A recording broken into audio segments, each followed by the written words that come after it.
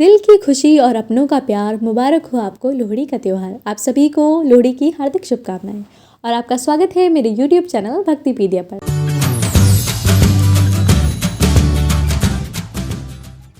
इस त्योहार को मनाने के पीछे एक लोक कथा प्रचलित है, तो आइए सुनते हैं लोहड़ी की कहानी। लोहड़ी का त्यौहार सुंदरी नामक एक कन्या और दुल्हा भट्टी नामक एक योद्धा से जोड़ा गया है। इस संबंध में प्रचलित ऐतिहासिक कथा के अनुसार गंजीबार क्षेत्र में एक ब्राह्मण रहता था, जिसकी सुंदरी नामक एक कन्या थी, जो अपने नाम की भांति बहुत ही सुंदर थी। वह इतनी रूपवान थी कि उसके रूप, यौवन व सौंदर्य पे चर्चा गली गली होने लगी। धीरे धीरे उसकी सुंदरता की चढ़ते उड़ते उड़ते गंजीबार के राजा तक पहुंचे। राजा उसकी सुंदरता का बखान सुनकर सुंदरी पर मोहित हो गया। उसने सुंदरी को अपने हरम की शोभा बनाने का निश्चय किया।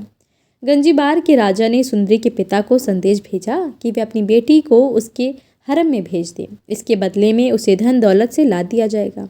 उसने उस ब्राह्मण को अपनी बेटी को उसके हरम में भेजने के लिए अनेक तरह के प्रलोभन दिए। राजा का संदेश मिलने पर बेचारा ब्राह्मण घबरा गया। अपनी लाडली बेटी को उसके हरम में नहीं भेजना चाहता था। जब उसे कुछ नहीं सूझा तो उसे जंगल में रहने वाले राजपूत योद्धा दुल्हा भट्टी का ख्याल आया, जो कि एक प्रसिद्ध डाकू बन चुका था, लेकिन गरीबों व शोषितों की मदद करने के कारण लोगों के दिल में उसके प्रति अपार श्रद्धा थी। ब्राह्मण उसी रात दुल्हा भट्टी के पास पहुंचा, उसे विस्तार से सारी बात बताई। दुल्हा भट्टी ने ब्राह्मण की व्यथा सुन उसे संतावना दी। उसी रात एक योग्य ब्राह्मण लड़की को तलाश कर सुंदरी को अपनी ही बेटी मानकर अग्नि को साक्षी मानते हुए उसका कन्यादान अपने हाथों से किया और ब्राह्मण युवक के साथ सुंदरी को रात में ही विदा कर दिया। उस समय दुल्हा भट्टी के पास बेटी सुंदरी को देने के लिए कुछ भी न था, अतः उसने तिल व शक्कर देकर ब्राह्मण युवक के हाथ में सुंदरी का हाथ थमाकर सुंदरी को उसकी ससुराल विदा किया। गंजीबार के राजा को इस बात की सूचना मिली तो वह आंख बबूला हो उठा। उसने उसी समय अपनी सेना को गंजीबार इलाके पर हमला करने तथा दुल्हा भट्टी का खात्मा करने का आदेश देकर भेजा।